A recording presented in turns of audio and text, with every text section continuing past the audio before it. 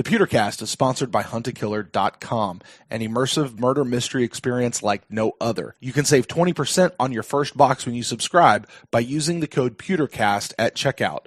And we'd like to thank huntakiller.com for their support of the show.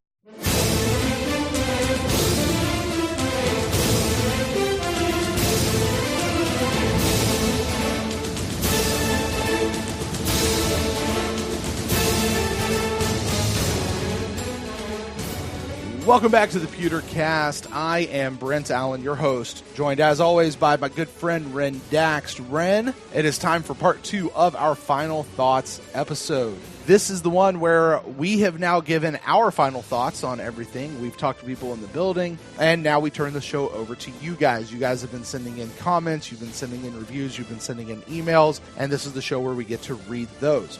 Ren, buddy, we have 2 new iTunes reviews. One of them has my favorite title of all time for any review that we have ever received. Yeah. This one comes to us from our friend Eric. I believe he is in one of our fantasy leagues, I think, this year. Yours. I think so. Yeah, Yes. pretty sure. Sorry, Eric, if I'm getting you confused. There's just, 20 some odd people in those leagues. So, but Eric's the guy that we frequently talk to around. But he gives us a 5-star review, and the title is 1 star for Ren, 4 for Brent. I love it. How does he feel after the Saints game? Well, this did come in before the Saints game, but he said, "Hey, it's Eric out in San Diego. Also, the title, just kidding. This is a fantastic podcast that does an exceptional job of providing great Bucs content while also letting the listener know that, hey, we're fans too. And if you follow a lot of Bucs media, you'll see that Ren sends in questions to everyone, Stroud's Pod, Buccaneers Live, so that he can get the answers for the listeners. Also, the quality of this podcast is second to none. Well done overall, guys. Also, Ren, when are we trading for Ramsey?" Yeah, we're not. No, we're not. We're not. Because you got to pay him. Mm-hmm. And give up draft picks. Yes. And we're not doing both. No. Sure. Jason Light loves his draft picks, man. That he does. He likes the pick. I think he might actually like the pick itself better than the person that gets picked. Yeah, he loves the draft. Yeah. He's like, oh, God. I'm trying to think like Rumpelstiltskin with his gold or, no, and then I'm like, Smeagol with the ring. Right. Like, my precious. Yeah. Right. His draft picks are like, the ring, man, to that guy. So, yeah. Well, thank you for the kind words, Eric. You are not alone in your comments about how people reacted to my reaction after the Rams game. So I understand completely. Right. But he does say he appreciates you sending in questions and stuff to all the different pods out there to get answers for us. So strong work. Yeah. Thanks. Although I got to say, it's probably more just because you want to know personally, like for yourself, and then you relay that to us, certainly here on the pod. Yes, that's how it works for sure. Yes. And I mean no offense by that. I just, after 3 years, I know you. So, yeah. All right. Our next review comes into us from Manny Nylon. I'm not really sure. I apologize for mispronouncing this, but this is a 5-star review. It says, a must for Bucs news. Being from the San Francisco Bay Area, we don't get a lot of Bucs coverage unless they're playing a local team. Guess what, Manny? Being in the Tampa Bay region, they don't give us a lot of Bucs coverage either, which is why we're here. At least on a national level, anyway. About a year ago, I stumbled onto this podcast and have been listening ever since. I have been a Bucs fan since I was a kid and fell in love with the Creamsicles. If you're not from Florida and are a fan of the Bucs, you need to listen to this podcast and then subscribe. You could do it the other way too, but just do both, really. He says, thanks for all the hard work, Manuel. So, Manny, thank you so much. Thank you so much for the review, buddy. Yeah, thank you. I appreciate it. It's always nice to hear some kind words, This isn't, we do 4 shows a week, man. That's a lot. Yeah. That's a lot. Like when I was just on the C3 podcast, the Panthers pod, and they're, letting me take off and jump in on the other Panthers pod. They're like, how many shows a week you guys do? I'm like, 4. They're like, what? Yeah. Like, yeah, we do 4 a week, man. Right. But it's a rhythm that works for us. Yeah. And it does. I do, we say it's we do a show according to the way we would want to listen to a show. And, the format that we have for the various shows throughout the week, I think helps us to cover pretty much just about every aspect of this team that we could possibly cover from our vantage point. So, and we do that. Certainly we do that for the fans, but honestly, we do it a lot for ourselves as well, because we are fans and we make no bones about that. But hey, listen, thank you to Manny and to Eric both for sending in those reviews. Very nice of you. And hey, listen, if you would like to send us a review, please do that. The ones we mostly read are on iTunes, mostly because I think they're the only ones that really do a rating and review system. But wherever you listen to us, if they have an ability to leave a review, please do so. We'll see those. We'll read those on a future episode here of the Pewtercast. With the iTunes one, if you don't listen to us on iTunes, that's totally cool. Go over to iTunes, leave us a review there, and then just go back to listening to us however you want. And what that does, guys, really is that helps us in the search engines and stuff. And as people are searching for Buccaneers podcast, it helps get us out there, and it's a great way to help us promote the show. So probably how Manny found us. Yeah. People start looking for Bucks podcast, and we populate in there, and that's because of the reviews that we have. So thank you guys so much for that. All right, Ren, reviews are not the only way that we have been receiving communications from our fellow fans this week. We do have a handful of emails, so why don't we hop on over to those? Our first email comes to us from Donovan, and Donovan says, "Holy effing hell. If we put 11 piles of shit on the field, it would look better than what we saw on display today. Mike Thomas made VH3 look like a little schoolboy. Can we somehow trade VH3 for a veteran cornerback? P. Peterson, C. Harris. Teddy has 4 touchdowns. Come on, I would feel a little better if that was Drew doing it instead of Teddy. But let's keep our heads up and hopefully we can pull out a win next week. Oh, Ren, can you please spaz out on the defense like you did last podcast? Go Bucks, Donovan from Philly." No, Donovan from Philly. Good to hear from you again. I don't know what to say about the defense. Bruce Arians has called him out. We'll see if it gets fixed. Obviously, all is not lost. Right. We could be 2-1 in the division, and be all alone in second place. No, I think we'd be tied with the Panthers because they're 3-2. So we'd be tied with the Panthers, but having won both the games against them, that's like a double. That's like having a 2-game lead, right? Almost, if we end up being tied. Anyway, right. In the event of a tie, that's all. That's all that really matters. The point being is, not all that's lost, and I do expect a bounce back game from the offense, and I expect a bounce back game from the defense because what we've been hearing as we've been guesting on these Panther pods is like this kid has real trouble hanging onto the ball, and if we can even get close, and their offensive line is like patchwork right now. Yeah, they're moving players around, and they're moving starters to the inside so they can put other guys on the outside because their starters on the inside are getting hurt. So it could be a big day for Vea and Sue. So I expect a lot of pressure and, like I said, sort of a bounce back game and, win one, lose one, win one, lose one, win one, lose one. That's what I expect to happen. So we will be all smiles come Sunday at 1:00. So let me ask you this, just because Donovan puts it out here. I know you just said what you said about Jalen Ramsey, but he does ask, could we somehow trade VH3 for a veteran cornerback? I think technically VH3 would be considered a veteran cornerback, but I think he might mean somebody with a little more gravitas, or just a better cornerback. Better cornerback. But I mean, what about it, Ren? Or I'll leave it. I'll ask this to you. Huh? Who the hell's going to take Vernon Hargreaves and give you a better corner? Like, it's again, that's like you got to question. find the trade partner, right? It's that question. You got to find the trade partner, right? Yeah. Who covets Vernon Hargreaves? Right. Well, okay, but let me take Vernon Hargreaves off the table. All right, and let's just say it'd be a 2-part question. Would you try to trade for another cornerback? Okay, probably not trade VH3 for a cornerback, but trade for another cornerback. And if so, who would you try to trade for, or would you just roll with what we have here and hope that Bruce and Todd Bowles can get them playing a little harder and a little more like what we saw in preseason? Well, it's a very young secondary, but I think what frustrates Buck fans is, they see teams that take these secondary guys and they hit on them, like a Lattimore.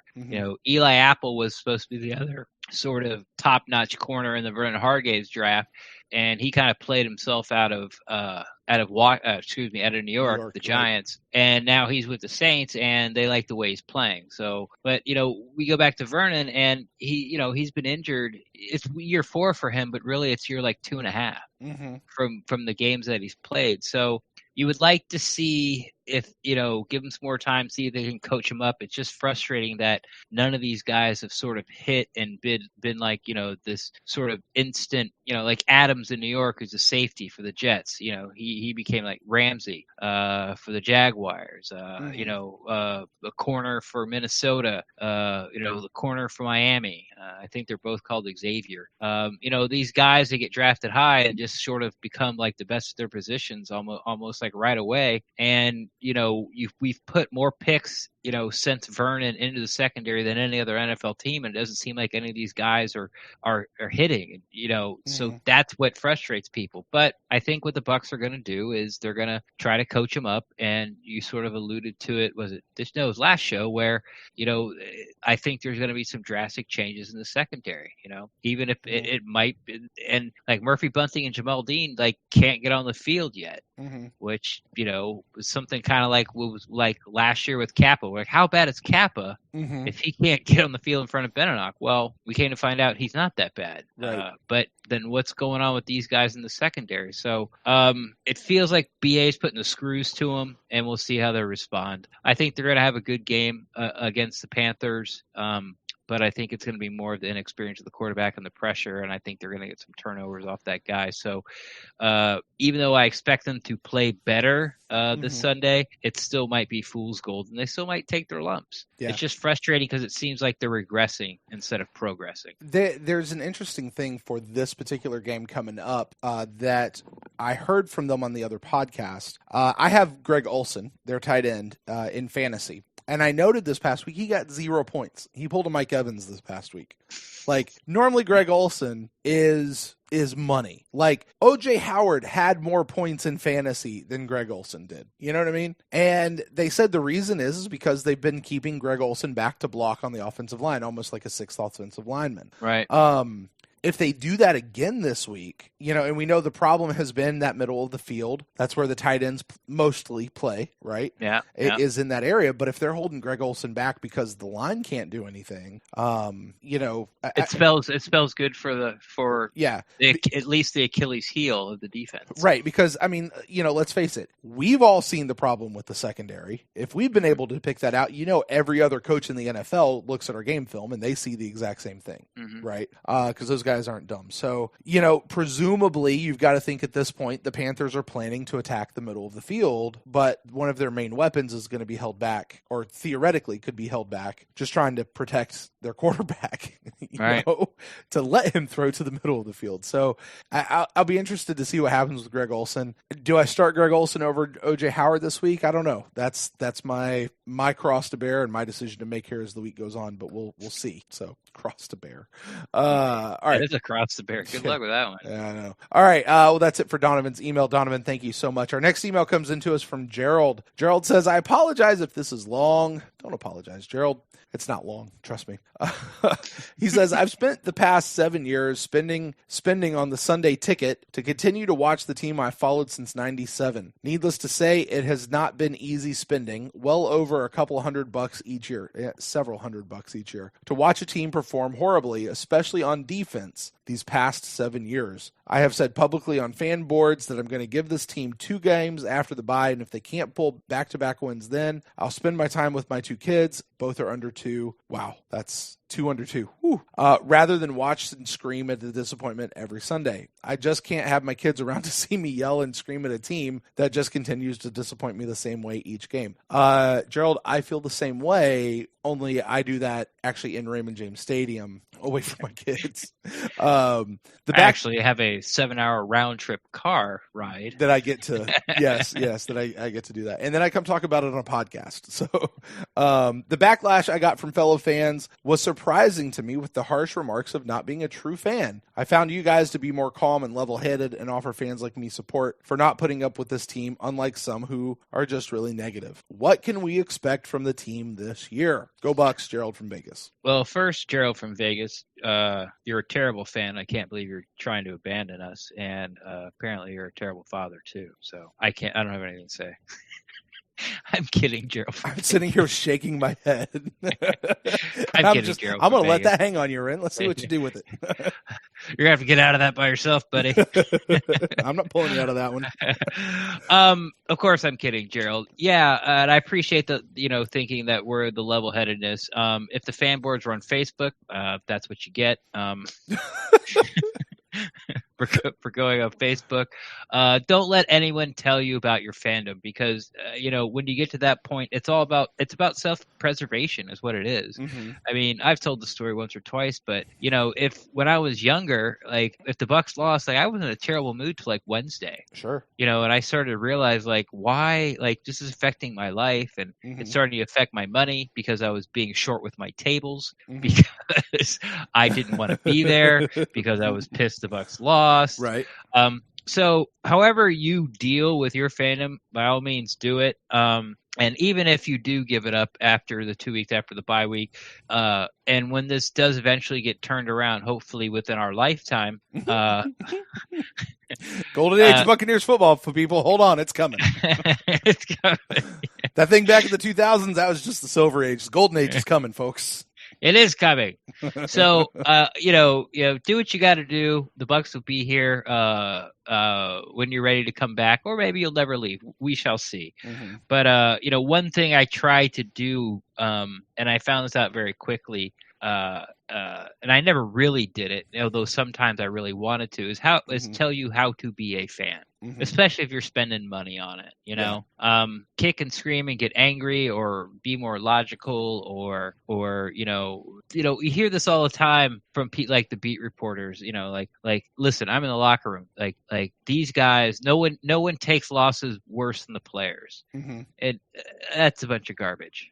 Now it is because if I, as like, a 23-year-old was still in a bad mood by Wednesday and they're hooting and hollering in the locker room, you know what? I am taking it harder than they are. And I'm not saying every fan or they don't care. I'm just saying there is a group of us, of football fans, no matter what team it is, we happen to be Buccaneers eccentric, that take a loss harder than the players. Yeah. And it's hurt, and it's hard to deal with. You yell at your wife, you yell at your girlfriend or your boyfriend, or all of a sudden your kids are super annoying. The dog is in your face and like, why can't you just give me my space? The cat's meowing, asking for, their food bowl's empty, and the fish are looking at you like, it's time to feed me. And you don't want to deal with any of it because you just, and you got no one to vent to, especially if you're like, what were you saying? He's in San Francisco? Vegas. This one's in Vegas, yeah. Vegas. Out in Vegas, like, he's got no one to vent to. Right. Like, he can't, he can't go down to the bar and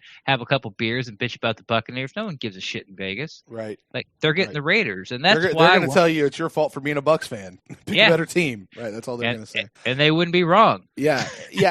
Look, here's the deal, and this is, this is an interesting conversation, Ren. I don't know that we've ever really had on the podcast of, what do you do with Bucs fans? And I remember our friend Derek, old school Fournier from What the Buck, he used to talk about, hey, listen, people vote with their dollars, and where you spend your time and where you spend your effort. And you're not going to, I'm never going to begrudge somebody for choosing to spend time with their family or to not spend money on a team that has been losing. And my own personal story towards that, which by the way, I think that's good policy from Derek.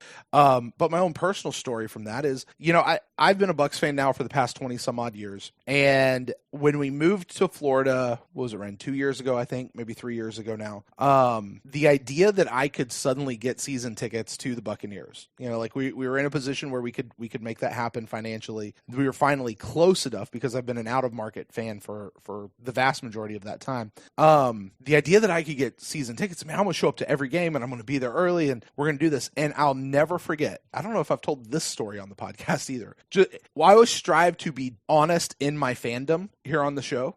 Like, nothing's going to I'm always going to be a fan of this team. But it was this one moment in time. It might have been the 49ers game last year. Maybe it was the Washington game last year. I'm sitting in the stands. I'm in my seats. at Raymond James, and either I was at the game myself or whoever I was with was at the bathroom or doing something in the concession stands, because I was sitting in the stands alone watching warm-ups, and I was just having this thought of just going, what am I doing?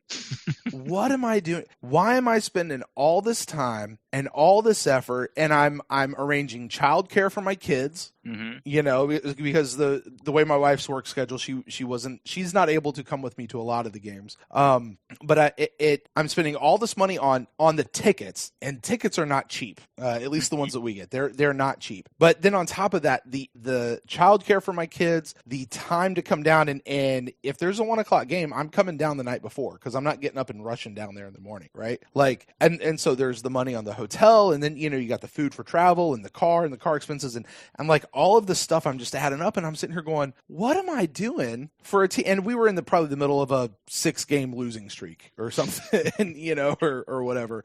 And which 6-game losing the streak? The second one, Ren. You know, I was just sitting there in my own fandom. Now, that doesn't mean that I wasn't going to be a fan of the team anymore, you know, but I mean, I started having real questions of, okay, am I going to renew my season tickets? Do I want to keep doing this? You know, I'm still going to do the podcast, but, you know, I can watch this team lose from home. Yeah. You know what I mean? And there's air conditioning. And I can rewind and see what happens. Like, you know, and it's why I'm never going to get on the whole thing about bagging on fans. Like, something I've noticed this year specifically is people they're tired of ragging on the team, so they're turning around and ragging on the fan base. Like, fans are turning on fans. You know, oh, where are the fans? Why aren't you filling up the stadium? The team needs us. You know, everybody's outnumbering us and blah, blah, blah, blah, blah. And listen, I get it. I was there for the Giants game, and there was more blue in the stands than there was red, and I don't think that's an exaggeration. At least it was 50-50, maybe 51-49. I don't know. It was pretty dang close. Like, there was a lot of blue. I remember the 49ers fans in the first game this season way out yelling and out shouting the Buccaneer fans in their own stadium. It's true. It happens. But I got to tell you what, Ren, you and I also just watched we saw some clips of the Rays game tonight where they're in the playoffs, and we all know how empty the Trop has been this whole season. But I tell you what, the Trop was packed out tonight, and those fans are going crazy. Tampa will show up when they put a winning product on the field. And so, you know, Gerald, to kind of what Ren was saying earlier, and to even you, man, people that yell and scream at you and say, oh, you're not really a real fan because you're going to go spend time with your kid as opposed to watch a losing team, man, I ain't going to yell at you for that. Nobody on this show is going to yell at you for that. You do what you got to do. But hey, listen. And how many of those people that yelled at you, like, are in market and get to watch it for free? It's fair. That's a good point. You know? Yeah. I mean, this guy has to spend $200, you know, a year, maybe more, right, just to watch the team. And it's like, come on, man. Like, right, you know? Yeah. It's like, I'm trying. I would like you to try as well. Right.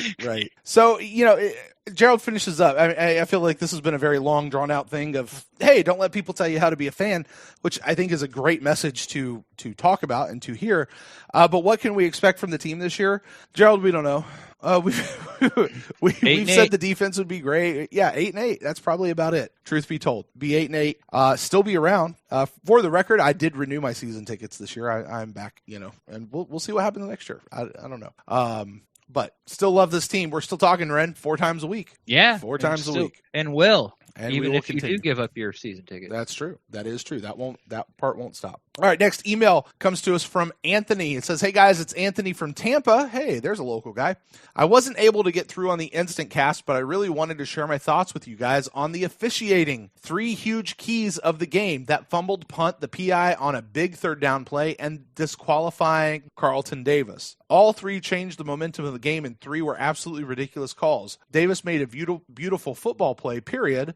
He made the type of play that coaches dream about, and then he gets disqualified for.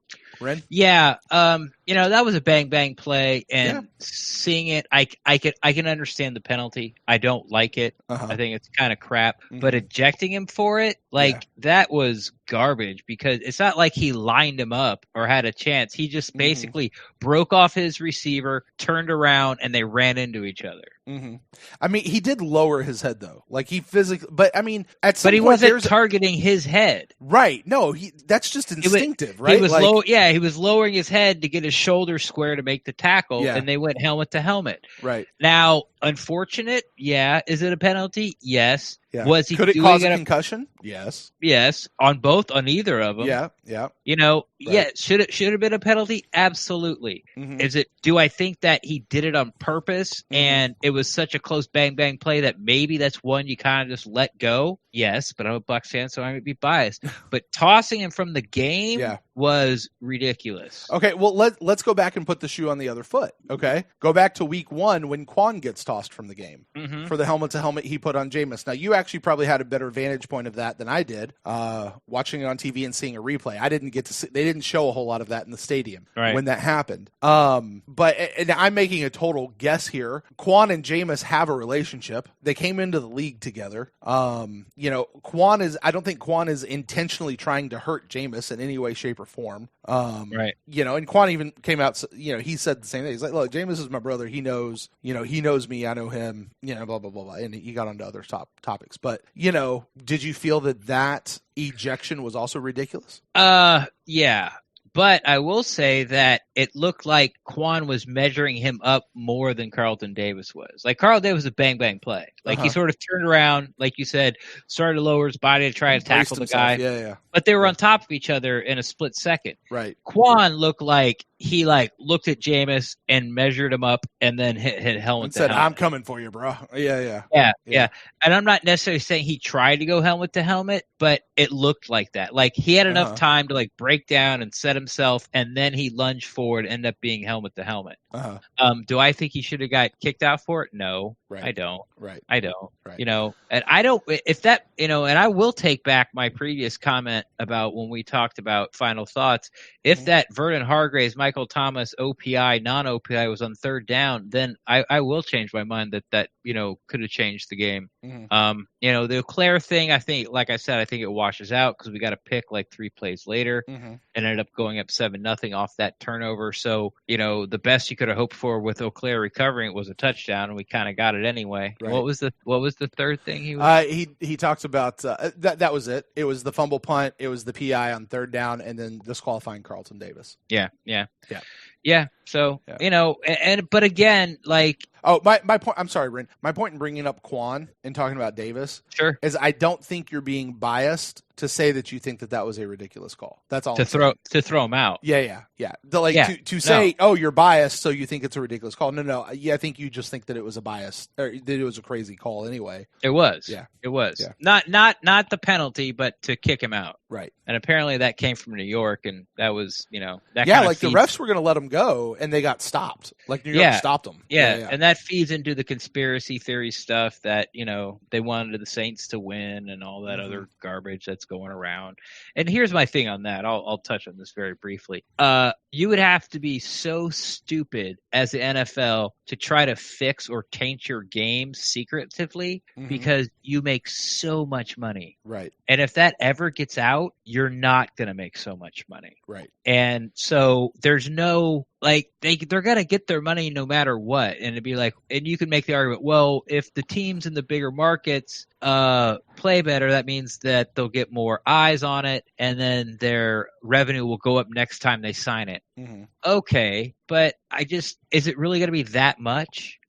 I mean, if the Patriots and both New York teams and Dallas and I don't know, San Francisco, those big markets, they don't make the playoffs, or all those teams have been crappy before.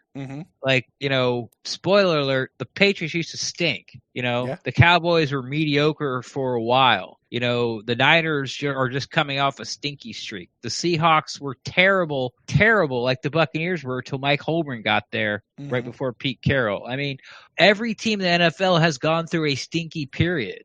So it's just not about that. You have to be so stupid to try to put your product in that much jeopardy where it could actually, crumble to the ground for being called out and being caught for cheating or fixing games, because you cannot lose money as an NFL owner. You can't. It's impossible. Right. All you have to do is exist and you'll make money. Sure. A lot of it. So that's why I don't buy into all that conspiracy theory thing. Like, oh, the Saints want these guys, the NFL wants the Saints to win. That's why they threw them out. Mm-hmm. Or the NFL wants the Saints to win. That's why they didn't overturn it in New York on the OPI. Or why it wasn't a clear fumble recovery. It's I know it's frustrating, but it's just it can't be true. It cannot be true. Mm-hmm. Anthony continues, says it's just BS. At the end of the day, we still lost by 7 in a very tough stadium for any team to win in, and we're moving on to London. I hope the NFL does something because us fans invest so much time, money, and energy into all of the above, and for the officials to ruin games like that, it's just not right. Now, they were bad calls, and, I feel like, but it feels like it's been like this every year about the officials, It does. It does. I feel like this year, though, especially, it's not just hyper focused on the officiating for the Bucs. Like I really feel like as I'm watching all the other games and stuff, it's just bad it just seems like bad officiating all the way around. But it's like that every year. And then there's some week where they kind of figure it out, or like they just quit being so nitpicky. But every year they start out with just being super like nitpicky because they're trying to send a message to the players like, hey, this is what we're calling this year. Mm-hmm. Like this is the thing we're trying to get out of the NFL. So we're going to be hyper focused on it. And if you do anything remotely looking like it, guess what? Mm-hmm. You're going to get flagged. And then like week 8, week 9, it all kind of starts to loosen up and we get to enjoy football again. Right. But it seems to be like that way every year. At least that's how I feel. Yeah. And to answer, Anthony's thing about hoping the NFL does something because we invest so much time. Listen, the NFL doesn't care how much money, time, or energy we invest in it as long as we keep giving them our money. They did just re-sign all the officials to a new CBA for the next 7 years or something. So not really doing much about it. But not trying to poo-poo on that. I think officiating is just going to be what it is, and I don't know. I'm almost kind of with Scott on this one of like, listen, are the replays really helping? Are the ability to go back and review everything really, is all of that really good? And I don't know that it is. Like, we may just let the officials go be officials and call it as they see it. And sometimes they're going to miss them and sometimes they're going to get them and just take it and move on. I think it should do it like college football does it. Like every play is reviewed. And really? You go the other way with it. Instead of taking out the reviews, you're just saying do every play. Every play is reviewed, and then kind of like what happened to Carlton Davis, they the refs get a call and they're like, hey, we want to look at targeting for this, or hey, like that was not a touchdown, was a touchdown, and just sort of leave it up to that. Screw the challenge flag, screw the stuff, because what it does, it takes the fans, like the element of the coaches being wrong, it takes that away, so the fans can't be mad at the coaches anymore for not throwing a flag or for throwing a flag. It's just all up to this entity that we don't know what it is, and you can be mad at that. Right. It just takes out another complication of the stuff. But like Scott said a couple podcasts ago, like this pass interference rule is just garbage. It's just total garbage. They're protecting the refs. They just screwed themselves on the rule is what they did. Yeah. It's like now they're just protecting the refs to protect them because I don't know why. Like even back in the San Francisco game, when all hope was lost and Jameis throws up that long ball to Mike and he's just sort of standing there waiting for it, and Sherman just comes across his chest with his arm and knocks both of Mike's arms down, and they're like, nope, that's good. Yeah. It's like, no, like then tell me what DPI is. Like I know it's just a mess. Yeah, and you're just gonna have to live with it or don't quit watching. All right. Thank you, Anthony. All right. Next and final email of the night, Ren, comes into us from Alex. He says, how was it? I'd like to get your thoughts on this one, dive into it. How was it not clear that Auclair jumped on the fumble? You see him land on it. You see him walk out of the pile with it. Where is the confusion? If it was unclear, then why do we pull players off the pile to see who has it when it's on the ground? Okay. Well, because they didn't go to the pile and do that. That's part of the problem. as soon as they blew it dead, they didn't care about the pile in the scrum. So now you have to rely on replay to see if there was a clear, like they say, recovery. Mm-hmm. And the problem with it, the angle that they had is Auclair had it, and he was fumbling a little bit, and right before he totally got control of it, a Saints player dove in. Right. So then he had it like 85%, 90%, maybe even 95% of control, but it was, by rule, not clear, and it doesn't matter who comes out of the pile with it after that, because that's not the rule anymore. Right. Once they blew the whistle, you had to see someone clearly recover it, and then the refs didn't care about the pile. They didn't go over there and started pulling people off like they normally do, or dig down and see who has it and call, first down, or like ball this way or ball that way. Like, they didn't care. Yeah, Auclair came out with it, but that didn't matter anymore because they didn't care who came out with it. They were not looking to see who had it. Mm-hmm. And that's just the way the rule is. Yeah, I don't know. This is one of those things that kind of takes me back to the whole Bert Emanuel thing. Yeah. Like, what is a catch? Like, what is a clear recovery? I mean... Yeah, or the tuck rule. Right. I mean, to any living, breathing human being, you look at something like that and you go, he got the ball. Mm-hmm. I understand what the rule is, and I understand how you define a clear recovery, and I understand that when you look at it, it might not be because of X, Y, Z. Come on, man, he got the ball. Yeah, but it's the same thing. It's they're protecting their own again. Yeah. Yeah. Like there has to be absolutely, it's kind of like how the court system should work. Mm-hmm. There has to be absolutely 0% doubt. Yeah. My problem with it is the idea that, so you have a ball that is clearly a fumble, right, that is now a free ball. Right. But if you cannot clearly see that one team has recovered it over the other, then it automatically defaults to the team that originally had it. No, that's not what happened. Because it wasn't a clear fumble, the play was called dead. It was not a fumble. Not on the field, it was ruled down by contact. Okay. So as soon as he blows the whistle down by contact, it doesn't matter who gets the ball, because the call on the field is he was down before he fumbled the ball. What they should have done, and what all the other refs do, is they let it play out, officiate it like it was a fumble, and then they go, and then that's when replay would come in and be able to tell it was a fumble or not, it play out. Then why even talk about whether it was clear or unclear as a recovery? Because if it's not a fumble, then that doesn't matter. Just say it was dead. I'm sorry, go ahead. That's what they did say. They said it was dead, right? Yeah. You challenge it, okay? You challenge it. Okay, you're right. It is a fumble. Now, who got the ball? Whoever comes out of the pile, it doesn't matter. Mm-hmm. You have to see on the replay who fell on the ball and had total control of the ball before all the bodies fell on him. Right. There has to be a clear recovery. Well, there wasn't. So that's my point is, so when you have a fumble, so they said, okay, it is a fumble, which means it's a fair ball. It's open to either team. Mm-hmm. But because we don't see a clear recovery, we're just going to give it back to the original team. Like, no, you saw the ball come out of his hand. It was an open ball. Now I don't know. It's a dumb rule. It's just a dumb rule. And that's the refs screwed it up. Yeah. But it doesn't matter because we got an interception and scored. That is true. We're arguing about yeah. You want to argue about the OPI. Have we not seen so many of these just weird rules like so there's this one, no clear recovery, and then there was another one of roughing the long snapper. And then there was and I forget what the other one was. We've seen so many of these just weird random it's in the third paragraph on the 32nd page, subsection 82. Those kind of rules. So all right, Alex continues. He says, I know we can't play the what if game, but that we ended up being better off with the refs giving the ball back to New Orleans because of SMB's interception. But you can't tell me that doesn't affect the team emotionally, knowing the refs aren't going to play this fairly. That's a huge stretch. I get what you're saying, Alex. I really do. But I think these guys are...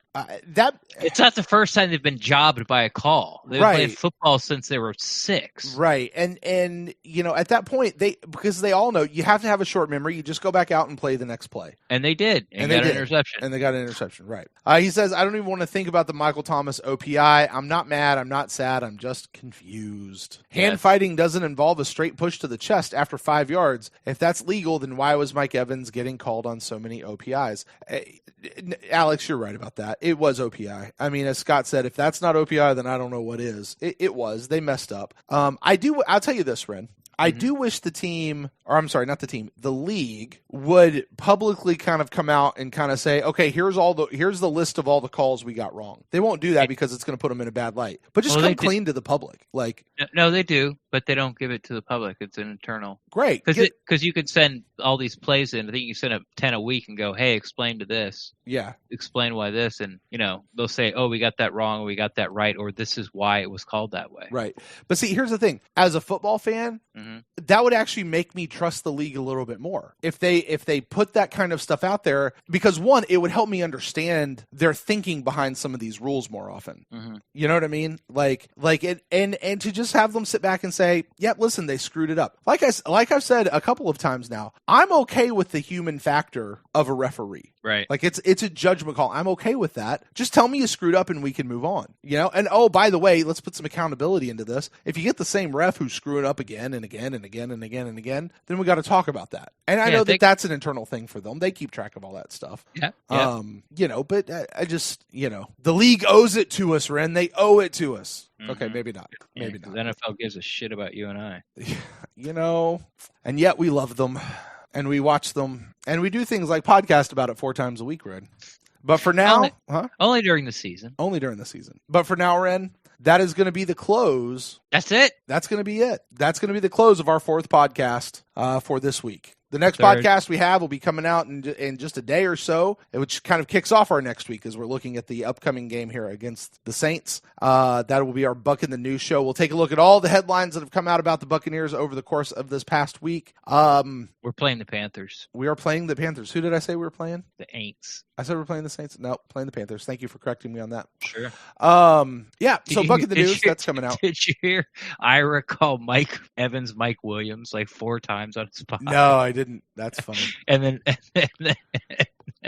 And then Rock goes, well, the guy who talked to you must have been drunk because he means Mike Evans, right? And I was like, yes, Mike Evans. We would never do that on this show, would we, right? Oh, yeah, we do that all the time.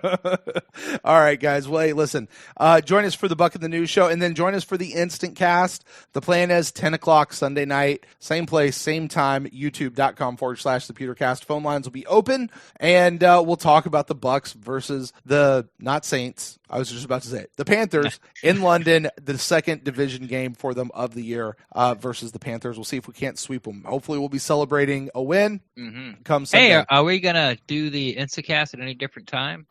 I was thinking about that, where our show is so much, or where the game is so much earlier in the day. Let's talk about that offline, and all of you guys just pay attention to our Twitter feed. We'll let you know if that changes. But for right now, the plan is 10 o'clock. That's when we have our Instant Cast, but we'll let you know if that changes given the fact that it is an earlier game. Ren, for right now, though, why don't you tell the folks where they can find you on the internet? Best place to find me is on Twitter at Rendax, REN_DAXT. I'm always down to talk Buccaneers football, but if you don't want to put your hot take on blast there in the Twitter sphere, you're more than welcome to slide in my DMs, and we'll talk Buccaneers football there as well, too.